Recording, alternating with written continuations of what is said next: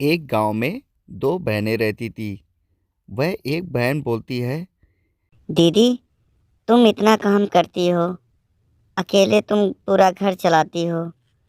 क्यों ना हम आपके साथ घर में दूसरे के बर्तन मांजे और आपका हाथ बटाएं। नहीं, तुम मत करो। तुम पढ़ाई करो अपनी। जब पढ़ाई कर लेना, उसके बाद तुम्हें डॉक्टर बनना है। तुम मत करो काम, मैं करूँगा ये काम। तुम सिर्फ पढ़ाई करो अपनी, ठीक है? हाँ, और ज़्यादा तू काम में ध्यान मत दे। तू अपना काम कर। वह दोनों आपस में बात कर ही रही थी। तू नहीं समझती है। तू सिर्फ काम कर और पढ़ाई कर। बाकी पढ़ाई के अलावा तू कुछ नहीं करेगी, ठीक है? वह वहाँ। दीदी, मुझे कुछ पैसे चाहिए। ठीक है, मैं शाम को आऊँगी काम से और पैसे तुम्हें दे दूँगी। मालकिन जी, सारा काम हो गया है घर का और मैं अब जा रही हूँ। मुझे कुछ पैसे की ज़रूरत थी। क्यों? तुम्हें किस बात की पैसे की ज़रूरत थी? मेरी बहन के लिए किताबें लेनी है। वो पढ़ाई कर रही ना। वो क्या करेगी पढ़ाई करके? उसको तो काम ही करना है। क्या करेगी वो? कोई पैसा वैसा नहीं मेरे पास। और पैसा नहीं मांगना मुझसे अभी। कितना पैसा दें तुम्हें? तुम्हें काम करना है तो करो, नहीं तो जाओ। अरे मालकिन जी, आप अगर निकाल देगी मुझे तो मुझे काम कौन देगा? मैं अपनी बहन को कैसे पढ़ा पाऊंगी?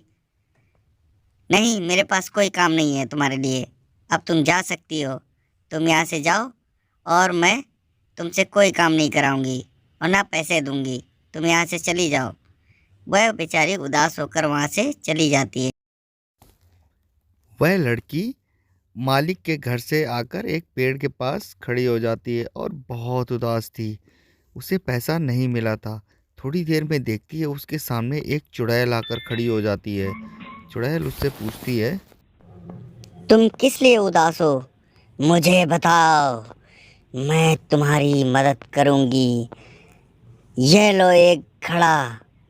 इस घड़े से जो भी मांगोगी वह तुम्हें आसानी से मिल जाएगा। उस घड़े के सामने जैसे ही वह कुछ बोलती, वह चुड़ैल उसके सामने प्रकट हो जाती। वह उसकी बहन देखकर बहुत हैरान थी और बोली कि दीदी, इसमें चुड़ैल कैसे आती है? आप एक बार दिखाओ ना मुझे। चुड़ैल चुड़ैल प्रकट हो जा। चुड़ैल चुड़ैल प्रकट हो जा। जैसे ही उसका नाम बुलाती है, वह चुड़ैल एकदम प्रकट हो जाती है और बोलती है। मेरे लिए क्या आज्ञा है? मैं तुम्हारे लिए क्या कर सकती हूँ? नहीं नहीं, कोई आज्ञा नहीं है। मैं चेक कर रही थी। और अभी आप जाओ। जब मुझे ज़रूरत होगी तब मैं बुला लूँगी। वह दोनों बहनें जो भी कुछ जरूरत पड़ती उसको बुला लेती और आराम से रहने लगी।